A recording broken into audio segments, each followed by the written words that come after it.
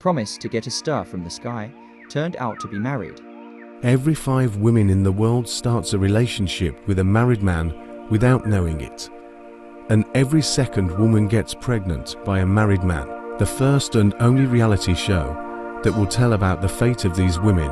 How to protect yourself. How to defend the rights of the child. How to save yourself and become happy. Subscribe and follow every new issue. Episode 1. The Man with 2 Lives. I wasn't looking for love.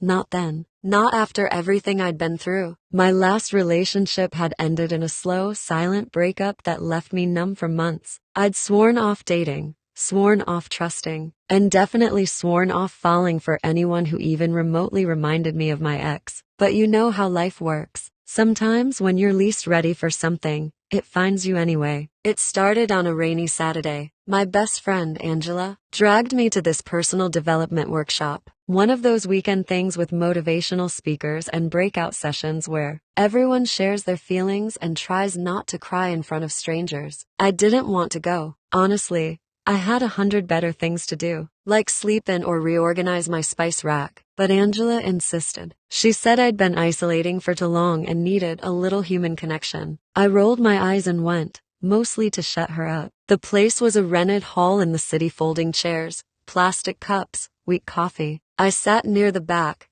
counting the minutes until lunch. That's when I first saw him. He was standing by the coffee table, pouring tea, talking casually to one of the organizers. He wasn't flashy or trying to stand out, just calm, composed, present. There was something about his energy. He looked up, and our eyes met briefly, just a few seconds, but it stayed with me. Later, during a break, he walked up to me and said, "You look like someone who doesn't buy into all this motivational nonsense." I laughed. Guilty. We started talking. His name was David. He told me he was a therapist, that he worked mostly with trauma patients, helping people through the mess, he said. Not fixing them, just holding space so they can fix themselves. He was thoughtful, gentle, and funny in a dry, quiet way. We talked for maybe 10 minutes, but it felt longer, natural. Before we parted ways, he asked if he could follow me on Instagram. I said yes. That night, he messaged me, "It was nice talking to you. Today didn't feel like a total waste after all." I smiled reading it. I didn't expect to reply, but I did. And just like that,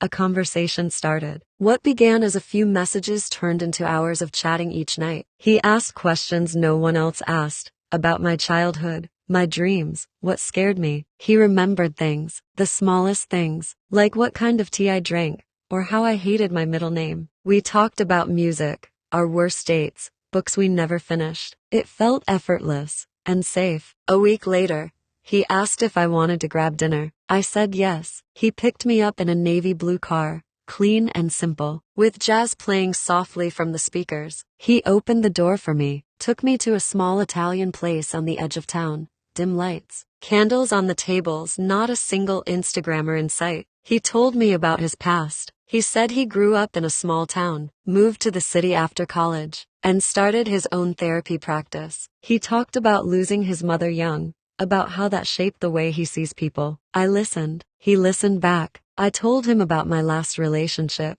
how it broke me in quiet ways. He didn't flinch or change the subject. He just looked at me like I was a whole person. We didn't kiss that night. He walked me to my door, smiled, and said, "You're different. I'd like to see you again." And I believed him. Weeks went by, and we fell into a rhythm. Morning texts, long evening calls. He'd send me photos of the meals he cooked, little voice notes, if he knew I was having a rough day. He always knew how to say the right thing, like he could feel what I needed through the phone. But there were little things I ignored, like the fact that I'd never seen his apartment. He always came to me or suggested we meet out. He said he was staying with a cousin temporarily, while his place was being renovated. Reasonable. I didn't push. Or how he never let me tag him in photos. He said he didn't like social media, that he used it just for work. Again, fair enough. Not everyone wants their life online. The first time I got suspicious, I told myself I was overthinking. After all, he was kind, thoughtful, present. Why ruin something good with paranoia? Then came the day I missed my period. I didn't panic at first. My cycle wasn't always regular. But then week 2 came. I was bloated, nauseous. My chest hurt. I knew. I bought a test on the way home from work. I didn't even wait for the morning. I took it at night, standing in my bathroom with shaking hands. 2 lines, clear as day. Pregnant. I sat on the floor for over an hour. I wasn't crying. I wasn't even afraid. I was just still, frozen in the moment. 1,000 thoughts came and went, none of them complete. I waited a full day before telling him. I wanted to see him in person, but he said he was out of town on a work trip. I called instead. My voice was trembling. I'm pregnant. Silence. Then, a low exhale. Wow. That's okay. That's big. I know. I mean, okay. Just don't tell anyone yet. I need a little time to process this, please. That should have been the red flag. The way he said it, like it was a secret we had to keep. But I wanted to trust him. I wanted to believe the man I'd grown so close to would do the right thing. The next day, he didn't message me, or the day after. When I finally texted him, he replied, "Sorry, just dealing with a lot right now. I'll call you soon." He didn't, and that's when I started to dig. Episode 2.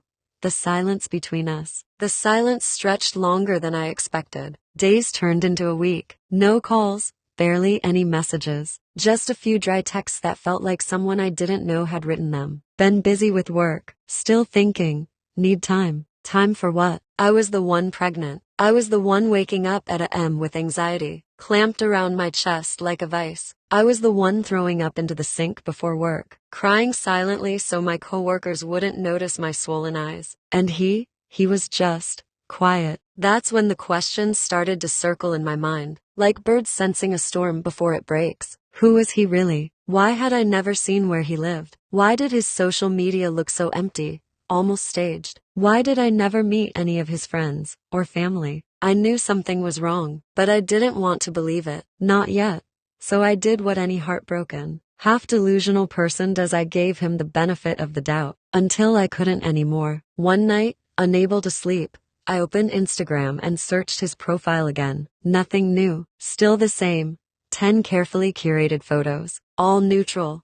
A dog, a bookshelf, a coffee cup, not a single human face. I scrolled through the comments, almost none, except one. It was an old post, a blurry sunset. Someone had commented months ago, "Can't believe you were in town and didn't tell me. Wifey would have loved to see you." Wifey? My stomach turned. I clicked the person's profile, private, but the bio said, "Dad of 2, married, life is chaos and coffee." I sat there, staring at that screen like it was a bomb waiting to go off. I told myself it could mean anything. Maybe it was a joke. Maybe David had been married, but wasn't anymore. Or maybe the guy was talking about someone else. But the feeling in my gut didn't go away. The next day, I called David. He didn't pick up. I called again that night, straight to voicemail. I couldn't take it anymore. So I did something I hadn't done before. I Googled his full name. It wasn't easy. I only knew his first and last name, and the general area he worked in. But eventually,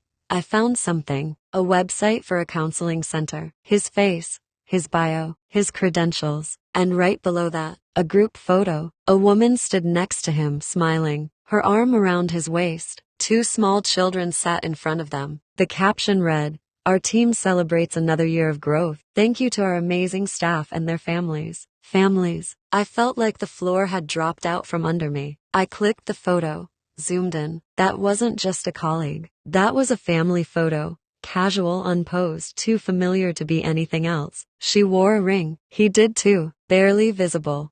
But there, I sat frozen. My chest burned. My hands were shaking. Everything, every word, every date, every gentle promise snapped into sharp, brutal clarity. He had a family, a wife, kids, and I was the other woman, the secret, the mistake he was trying to hide. I wanted to scream, but all I could do was sit there, staring at the lie I had lived for the past 2 months. I thought back to our conversations, all the times he said he was working late or out of town. Every moment he dodged a question. Every boundary he set without explanation. It had all been a performance, and I had fallen for it, like a fool. I messaged him, 1 sentence. "You lied to me." He didn't respond. 2 hours later, I got a message. "Can I call you?" I didn't reply. He called anyway. I answered. "Please, just let me explain." "There's nothing to explain," I said. My voice didn't even sound like mine. It was flat, Empty. You're married. He was silent for a moment. Then, it's complicated. No, it's not. You lied. To me. About everything. He started talking something about how his marriage was over. How they were technically still together for the kids. How he didn't mean to hurt me. I hung up. That night, I cried in the shower until the water turned cold. I felt dirty, used, ashamed. How could I not have seen it? How could I be so stupid? But the worst part wasn't that he lied. It was that I loved him. I really did. And he had taken that love, my trust, my vulnerability, and crushed it without hesitation. I thought about the baby growing inside me. What kind of life was I bringing them into? I didn't sleep that night, or the next. By the third day, I made an appointment at the clinic. Just to get information, I told myself. I sat in the waiting room, numb, staring at the posters on the wall, happy women holding babies, smiling nurses, charts about folic acid and prenatal vitamins. I wasn't ready. I didn't know what I wanted. But something inside me whispered, "You're not alone. You will figure this out." And deep down, I knew this wasn't the end of the story. It was just the beginning. Episode 3. The Wife. I spent the next few days in a haze of disbelief, numbness, and anger. I couldn't bring myself to contact David again. I couldn't face the lies he'd spun. He'd tried to explain himself, tried to make it seem like everything was somehow justified. But I knew now, none of it mattered. The truth had come out, and there was no going back. I thought about calling his wife. I don't know why, but the thought lingered. I knew it was reckless, maybe even cruel, but I had to know. I needed to hear it from her. If she even knew. If she was the woman he claimed to have been separated from, or if she was just another victim like me. I found her on social media. Her profile was public, unlike David's, and her photos were just like those of any normal woman. Vacations with family, birthday parties, casual selfies with her kids. There were so many posts, so many moments she'd shared with him, smiling, together, as a family. Our family, David had said to me, so casually. The guilt crept in. What would I say to her? How could I explain that I had been a part of her life in the worst possible way? Without knowing it, I didn't even know what I was looking for. A confrontation? Closure? Maybe. But I knew it wouldn't fix anything. I stared at her name on the screen, my finger hovering over the message button. I wasn't sure what I would type, but I couldn't keep it in any longer. I had to speak the truth for myself, for her, for the unborn child I was carrying. I finally typed something short, simple. "I need to talk to you about your husband." I hit send. Seconds passed, then minutes. Nothing. I wasn't sure what I was expecting. A response? A confrontation? I just stared at my phone. I had no idea what would happen next. 2 hours later, my phone buzzed. It was a message from her. "Who is this?" I took a breath, my hands shaking. I didn't know what I'd expected, maybe something more dramatic, maybe nothing at all. But now I had to face it. I quickly typed, "I'm the woman your husband has been seeing. I'm pregnant with his child." I hit send, and then, for the first time in days, I felt the weight of the words sink in. I wanted to throw my phone across the room, but I couldn't. I just had to wait. She replied quickly, "I don't believe you." I stared at the screen, reading it over and over, as if the words might change. How could she not believe me? How could she not know the truth? "We've been together for 10 years. We're happy. We have 2 kids. If this is a joke, you're sick." I didn't know what to say. I didn't want to make it worse. I didn't want to hurt her. But she had to know, so I said, "I'm not joking. He's been lying to both of us. He said he was separated, that you and he weren't together. He said he was staying with a cousin. It's all been lies. I'm pregnant. He's been seeing me behind your back for 2 months." The response came after what felt like forever. Where is he now? That one question, so simple, yet so loaded. She wasn't asking for proof, not yet. She was asking where her husband was. And I didn't know. I haven't heard from him in days. There was another long pause. I waited. What could she possibly say to that? What could she do with the mess I had just dropped on her lap? When her response finally came, it was a single word. "Meet me." I froze. Part of me wanted to back out. I wanted to drop the phone, to pretend none of this had happened. But I couldn't. I had already stepped into this nightmare. And now there was no turning back. We arranged to meet at a coffee shop on the outskirts of town. I was nervous, but I couldn't back out now. I needed to see this through, even if it meant more pain. I arrived early, trying to steady my breath. The minutes crawled by. The door opened, and there she was. Her eyes were red, puffy like she'd been crying. She was beautiful, with dark hair pulled back in a messy bun, wearing a simple gray hoodie and jeans. She looked exhausted, but her face was strong. She saw me instantly. There was no recognition in her eyes, just anger. But then she approached, slowly, cautiously, like she wasn't sure whether I was a threat or just a person, caught in the same storm she was. "Are you the one he's been seeing?" she asked, her voice tight with a mixture of hurt and rage. I nodded, swallowing hard. I couldn't find my voice for a moment. This was not how I imagined it would go. I had prepared myself for anger, for confrontation, but I didn't expect the quiet sadness that was now hanging between us. "I'm sorry," I whispered, though the apology didn't feel like enough. Nothing felt like enough. She stared at me for a long time. I could feel the weight of her gaze, and it made my stomach twist. This wasn't a woman trying to break me. She wasn't asking for revenge. She was asking for answers. She was trying to understand why her husband, the man she had trusted, had done this to her, to both of us. "I don't know what to believe anymore," she said softly, her voice cracking. "I don't know who he is." "I don't know either," I replied, my voice shaking now. "I wish I could tell you everything, but I don't know what to say. I thought he was different. I thought he was honest." She nodded, taking a deep breath. "I don't know if I can trust anything he says anymore, but I know this. He's not getting away with this. I'll make sure of that." We sat there for a while, not speaking, just two women, connected by the same man, both broken by his lies. And though neither of us knew what the future held, I knew one thing for sure. This wasn't just his mess anymore. It was ours, and we would face it together, whatever came next. Episode 4. The confrontation and the aftermath. The next few days felt like a blur. Everything had changed. The man I thought I knew, the man I had trusted, wasn't who I believed him to be, and neither was I. I had never intended for things to escalate like this, but once the truth was out, there was no taking it back. I had met his wife, and now she knew everything. I couldn't hide from the consequences of what we'd done, not anymore. David didn't try to contact me, not after I'd confronted him about his lies, not after his wife and I had shared our stories. I didn't know if he was too ashamed, too cowardly, or if he was just playing his game the way he always had. But the silence from him was deafening. And then, the day came when I received a message. It wasn't from him, it was from her. "We need to talk." I stared at the message for what felt like an eternity. What did she want from me now? Hadn't we already talked? I thought back to our coffee meeting. It hadn't been a confrontation. It had been two women trying to understand a man who had twisted their lives in ways we hadn't expected. But maybe she wasn't done yet. Maybe she had more questions, more things she wanted to get off her chest.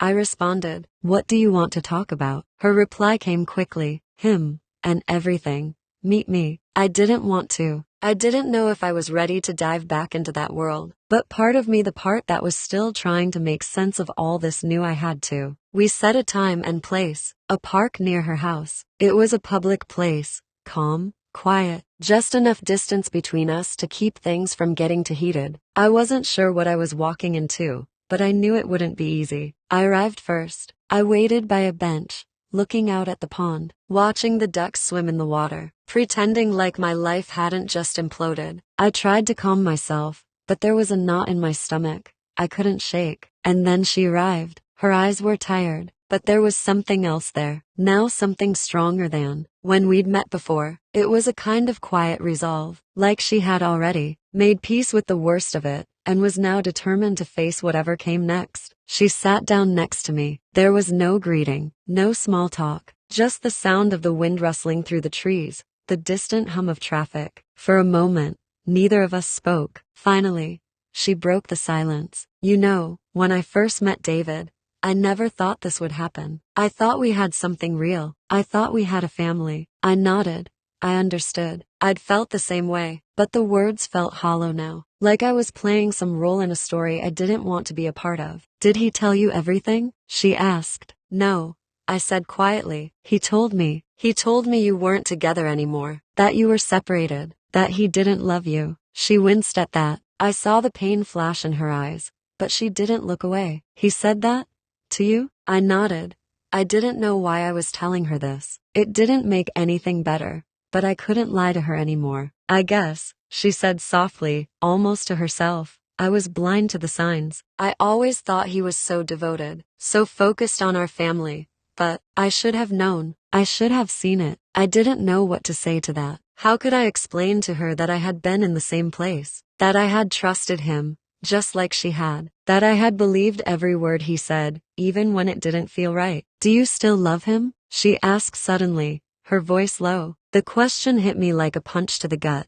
Did I? Did I still love him after everything he'd done? After the lies? After the betrayal? I didn't know. I wanted to hate him. I wanted to hate him with everything I had. But love wasn't that simple. I don't know, I said, my voice trembling. I think I did, but I don't know who he is anymore. She nodded, looking out over the pond. I don't know who he is either. I don't know if he's ever been honest with me. There was another long pause. I could feel the weight of her pain in my chest. The distance between us seemed to shrink as we both sat there. Two women know, to strangers connected by the same man. I don't know what I'm going to do, she said, finally breaking the silence. I can't just walk away, but I can't stay with someone who's been lying to me for years either. I don't know if I'll ever be able to trust him again. I didn't have an answer for her. How could I? I was in the same boat, stuck between betrayal and the hope that somehow things could be fixed. But deep down, I knew it wouldn't be that simple. I'll be okay, she said after a moment. I have to be, for the kids. For the first time since we'd started talking, I saw a glimmer of determination in her eyes. It wasn't anger, or pain, or confusion. It was something else, a strength I hadn't seen in her before. And I understood. She was doing what she had to do. I will too, I said quietly, though I wasn't so sure. As we sat there, two women facing the same storm, the weight of everything we'd learned settled between us. We both had our paths ahead of us, and neither of us knew exactly where they would lead. But at least now, we weren't alone. David had tried to control the narrative. He had tried to make us into something we weren't. But now, the truth was out. And no matter how much he tried to hide or escape, it didn't matter. It was over, for all of us. Episode 5, The Aftermath. The days after that conversation were a blur, a quiet storm that rattled the walls of my mind. I couldn't stop thinking about her, about the way she spoke, the way her eyes reflected pain, and that quiet strength she had shown. I wondered if she'd been faking it, just like I had been, pretending that everything was okay when nothing was. David never reached out to me again. I guess he figured out that there was no way back, but his absence didn't make things easier. If anything, it made everything feel more final, more real. The truth was out, and there was no escaping it. I kept replaying the conversations in my head, the meeting with his wife, the words we exchanged, the raw honesty we had shared. It was the closest I'd felt to someone in a long time. Despite everything, despite how this all started, I couldn't help but feel that she was a kindred spirit, someone who, like me, had been dragged into a world she didn't ask for, didn't deserve. Days passed, and I tried to find some semblance of normal. I threw myself into work, into the things that had always kept me grounded. But it wasn't enough. The weight of everything, of the lies, the broken trust, the future that suddenly seemed uncertain, hung heavily over me. I tried not to think about the baby, about what this meant for my life, but how could I not? The pregnancy had always been this little secret between David and me. But now, it felt like the secret was too big, too loud. It was only when I received a message from her again that everything shifted. She didn't ask for a meeting this time. She simply said, "I'm leaving him." I sat there staring at the message for a long time, not knowing how to respond. I had never expected this, but I knew, deep down, it was coming. It had to. The foundation of their marriage had cracked, and no amount of apologies or empty promises could fix it. The next day, she called me. Her voice was steady, but I could hear the exhaustion beneath it. "I've made the decision," she said. "I'm leaving him. I don't know what comes next, but I can't keep living a lie. I won't be a part of it anymore." Her words hit me harder than I expected. She had taken control. She had chosen herself, something I hadn't yet been able to do. I wasn't sure I was ready to make that choice. I wasn't sure I had the strength. I think I understand," I said, though my own voice faltered. "Good," she replied, "because you don't have to be part of this anymore either." That was the moment that shifted something inside me. Her words, her decision, They were a wake-up call. I was still wrapped in the mess of my own choices, still tangled in the aftermath of his lies, but she had taken the first step toward freedom, and I could too. That night, I sat alone in my apartment, thinking about the future, about what came next for me and the baby. I had never imagined myself in this position, pregnant, uncertain, and facing the consequences of someone else's betrayal. But here I was, and I had to find a way to keep moving forward. I reached out to a few friends, ones I hadn't spoken to in months. I needed support, even if it was just someone to talk to. Slowly, I started to rebuild. Slowly, I started to focus on the things that had once mattered to me. But it wasn't easy. There were days when I wanted to sink into the darkness, to give in to the anger and sadness that seemed to follow me everywhere. I couldn't let go of the images of David and his wife, of the life they had built, of the lies they had told. It wasn't fair. None of it was. But life wasn't fair, and I had to find a way to navigate it,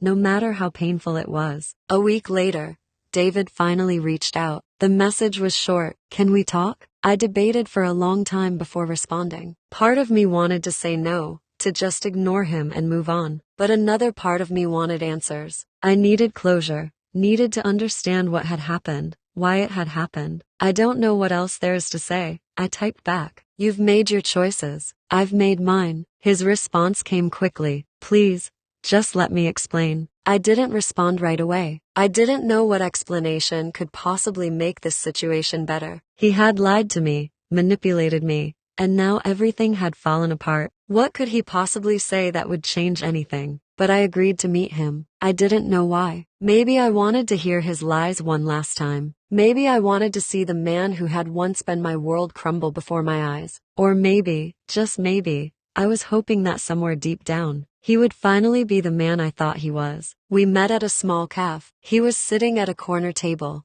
staring at his phone. When he saw me, he stood up quickly, almost too quickly, as if he had been waiting for me to show up. "I'm sorry," he said before I could speak. "I know I've hurt you. I know I've ruined everything." I didn't say anything. I just waited for him to continue. "I was stupid," he went on. "I was selfish. I never meant for any of this to happen. I never meant to hurt you." I looked at him, but I didn't feel anything. There was no anger, no sadness, just nothing.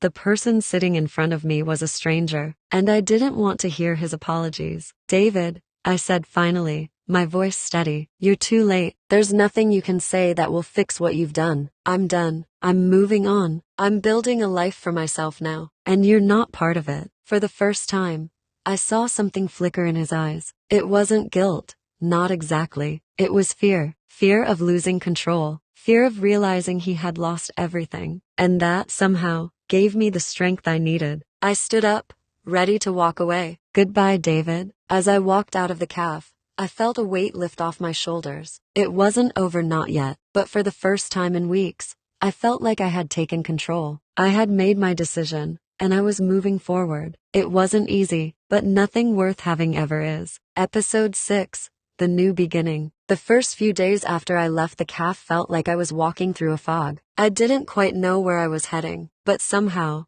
I knew I couldn't turn back. The life I had known, the one I thought was real, had crumbled into nothing, and I was left standing on the edge, uncertain, but determined to keep moving forward. I spent that night reflecting on everything that had happened, on David, on his wife, on the lies that had tied me to them, and on the baby, the one constant in all this chaos. No matter how messy my life was becoming, no matter how hurt I felt, the baby was a reminder that something beautiful had come out of this, and that, somehow, gave me hope. The next few weeks were a whirlwind of change. I found a new place to live. It wasn't anything fancy, but it was mine. A small apartment on the third floor of an old building. The kind with creaky floors and windows that didn't quite shut all the way. But it was perfect for me. It felt like a fresh start, a blank slate where I could rebuild. I started reaching out to old friends, some I hadn't spoken to in years, some I had lost touch with because of the time I had spent with David. They welcomed me back with open arms, offering support and love when I needed it the most. It wasn't easy to admit how far I had fallen, to tell them about the mess I had gotten myself into, but the truth was freeing, and slowly, I started to realize that I wasn't alone. I enrolled in a few classes, things that had always interested me, but I had never had the time to pursue. I began to rediscover parts of myself that had been buried under the weight of my past, and it felt good. For the first time in months, I felt like I was finally in control of my own life. But the most significant change, the one that truly marked the beginning of my new journey, was when I made the decision to tell David's wife everything. Not just the details about what had happened between us, but everything I had been holding inside. I had been carrying this burden of guilt for so long, trying to protect her, trying to protect myself, but the truth had to come out. I called her one afternoon, after I had settled into my new place. I was nervous, unsure of how she would react, but when she answered, her voice was calm, understanding. "I've been thinking about what you said," she told me, "about what happened, and I've realized that I don't have to carry this on my own anymore." Her words were like a weight being lifted off my chest. I told her everything. How I had met David, how we had become close, how the affair had started. It was hard to say it out loud, to admit the mistakes I had made, but it felt necessary. She deserved the truth, just as much as I did. She listened quietly, her silence not one of anger, but of understanding. She had known in some way that something wasn't right, and hearing the truth, even though it hurt, gave her the closure she needed. "I don't blame you," she said softly. "I never have. I blame him. I always will." That was the turning point. For the first time, we were no longer two women caught in his web of lies. We were two women who had been hurt, but were learning to heal. The next few weeks were filled with small victories, finding my footing again, making new connections, and learning to trust myself. The baby grew inside me, and with every kick, I felt a stronger sense of purpose. This was the beginning of something new, a life I would create on my own terms. I didn't know what the future held, but for the first time in a long while,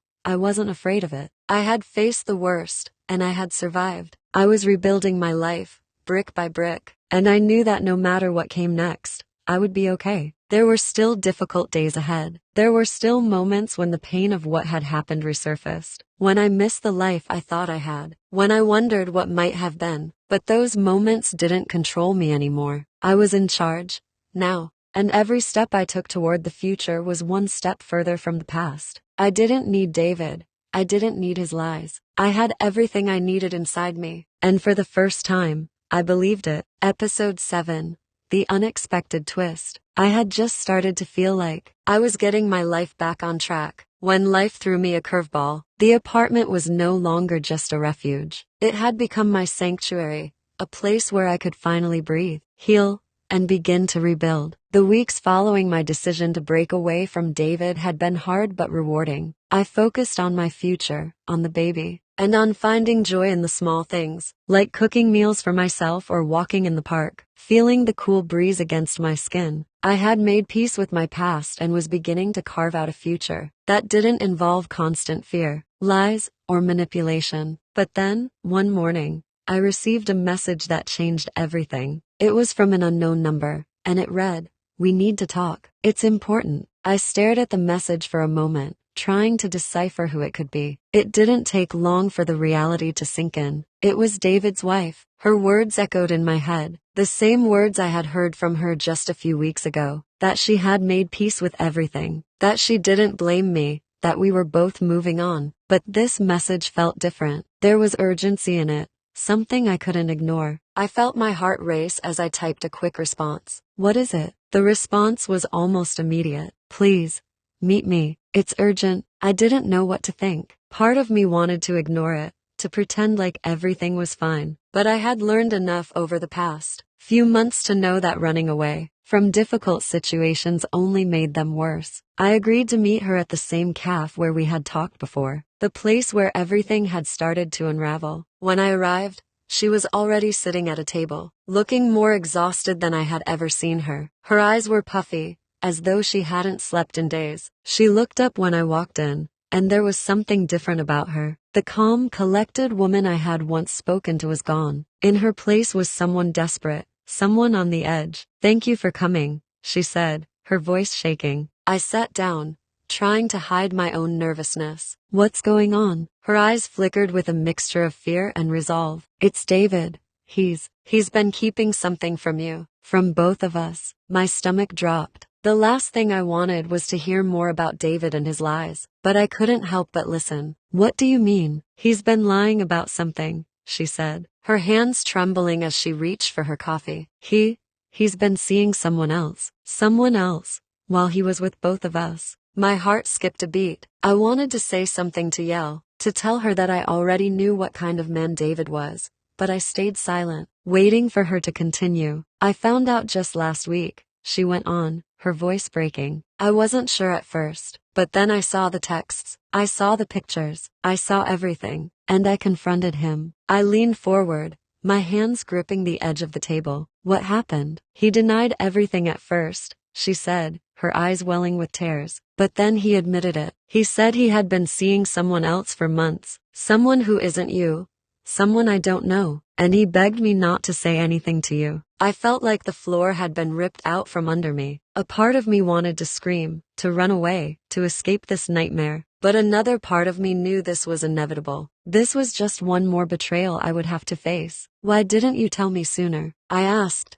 my voice low, though I wasn't sure whether I was angry at her or at myself. I didn't know how, she whispered. I didn't want to hurt you, but now I can't keep it in. You deserve to know the truth. You deserve to know what kind of man he really is. I sat there in stunned silence, trying to process what she was saying. 1,000 thoughts raced through my mind. Was this just another lie? Was David really capable of doing something so cruel, not just to me, but to her too? The truth was hard to grasp. I had always known David was selfish, manipulative, but this was on another level. And you're sure about all of this? I asked, my voice shaky. This other woman, is she someone he's been seeing for months? She nodded. Yes.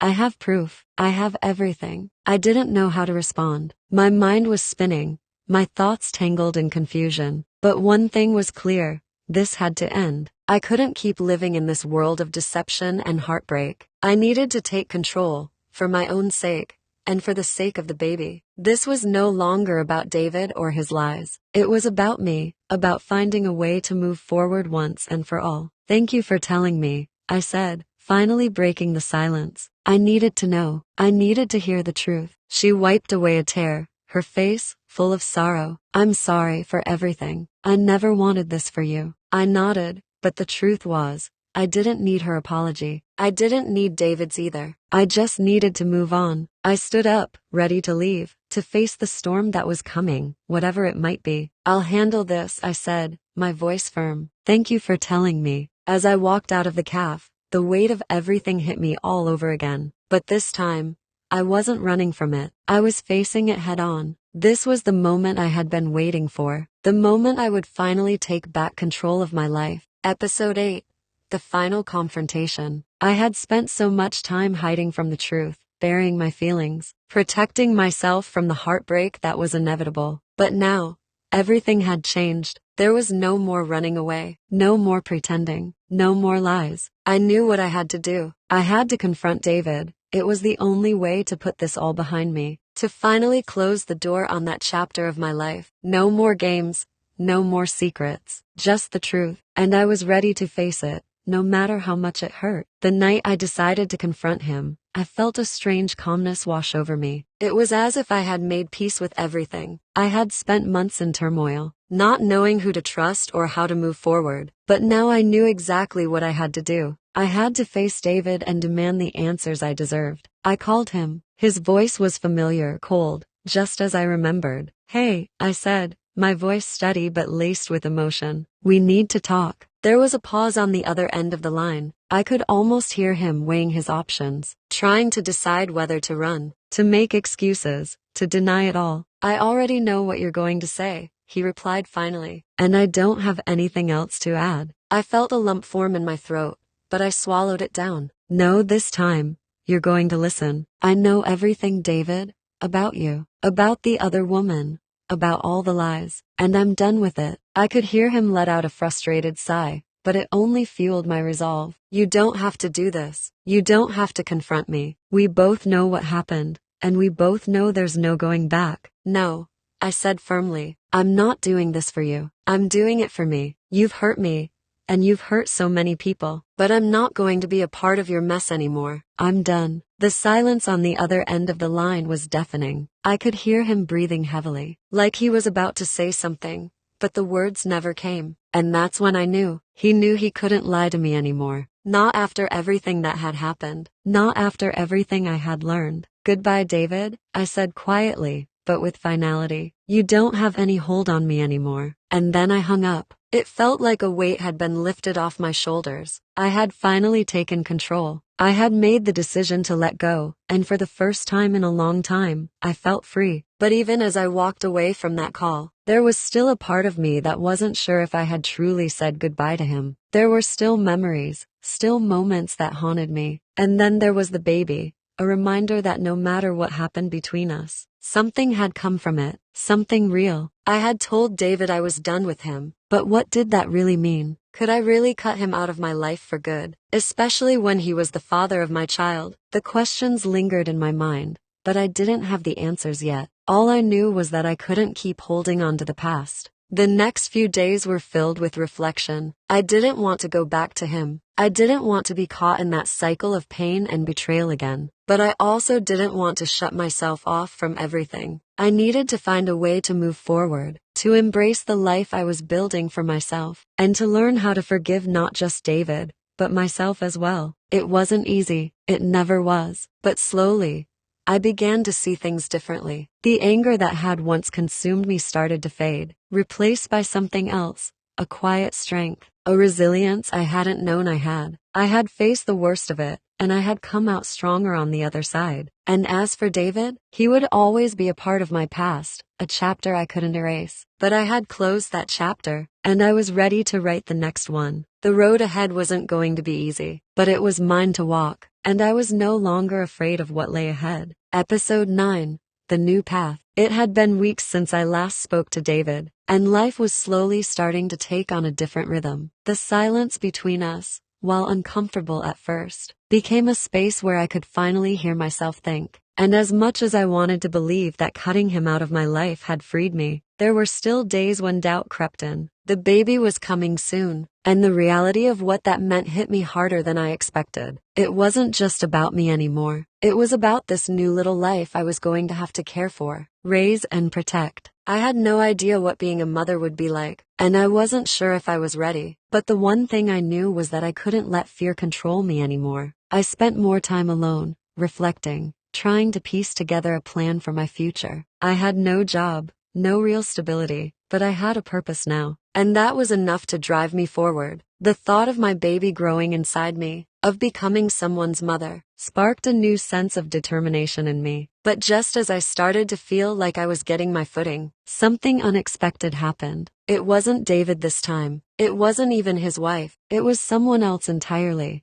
Someone I hadn't thought about in a long time. And yet someone who had the power to make everything even more complicated. I was at the grocery store, my hands full of items for dinner, when I turned a corner and almost bumped into him. Jason. It took a moment for me to recognize him. The last time I saw him, he had been part of my past, a fleeting distraction I didn't want to dwell on. But now, standing in front of me in the bright fluorescent lights of the store, it was impossible to ignore the history between us. His face was different, harder, but there was still something familiar about the way he looked at me, a mix of regret, sadness, and something else I couldn't quite place. "Hey," he said, his voice low but steady. I froze for a second, the air thick with tension. I didn't know how to respond. I didn't want to deal with him. Not now. Not with everything I was already going through. But I also couldn't ignore him. I had already been running from the past for too long. "Jason," I replied, my voice carefully neutral. "What are you doing here?" He shrugged, his eyes scanning the aisles before landing back on me. "Just getting some stuff." "You?" "Same," I muttered, shifting the bags in my hands. There was an awkward silence between us, like we were both waiting for the other to say something important. "I heard about, you know everything," he said, his voice tentative. "About you and David.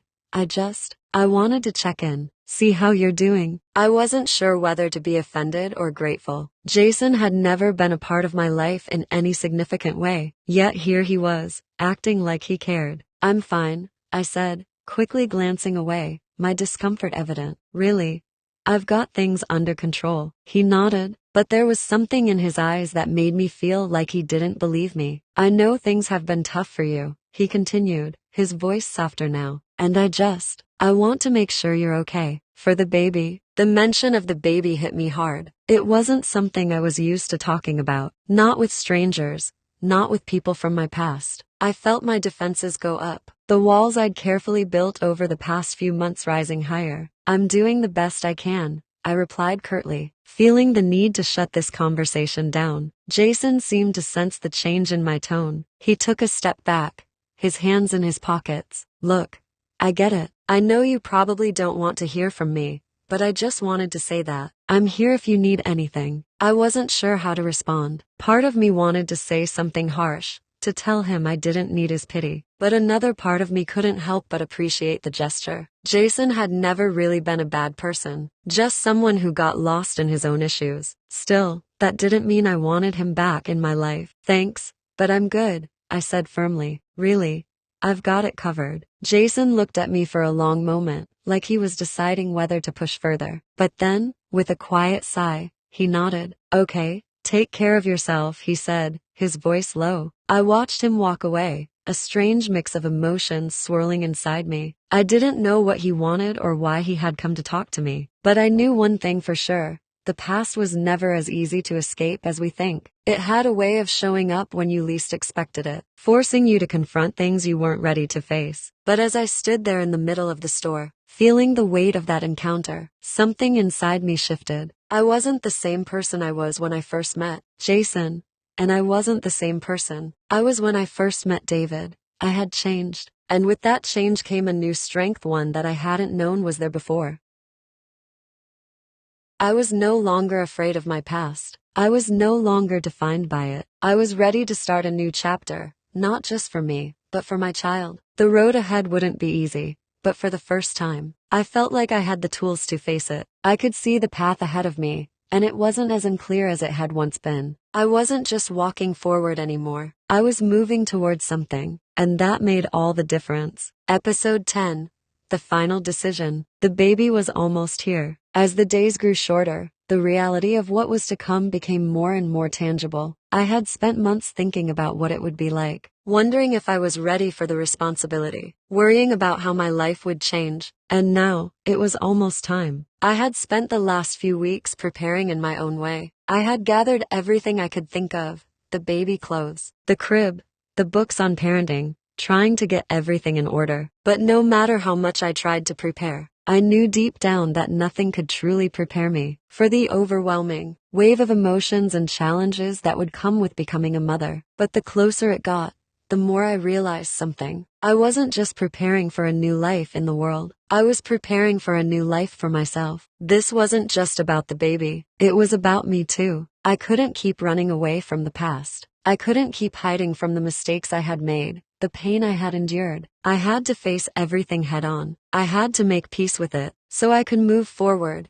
not just for me, but for the child I was about to bring into this world. I had spent so much time thinking about the future, what kind of mother I would be, what kind of person I would become. But now, I realized the most important thing was simply that I had to make the decision to move forward. No more holding on to old fears, no more doubts. I had to choose to embrace what was coming, no matter how scary or uncertain it might be. The decision wasn't easy, it never was, but I knew I had to make it, and I knew that no matter what happened, I would be okay. I had already made it this far. I had already survived so much. But there was still one question that lingered in the back of my mind. One thing that I hadn't figured out.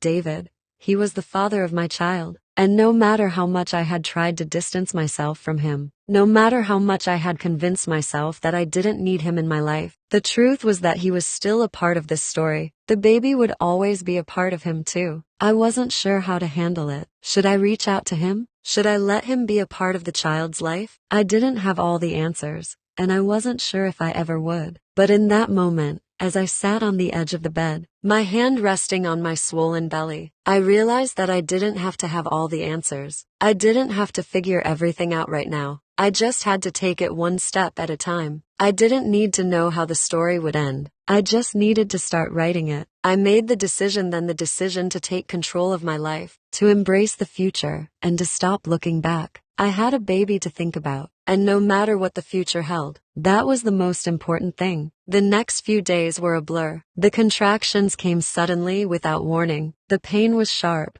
but it was a pain I could handle. I had no choice. I had made my decision, and now there was no turning back. I remember the hours leading up to the birth, the way everything felt like it was moving so fast, yet so slowly.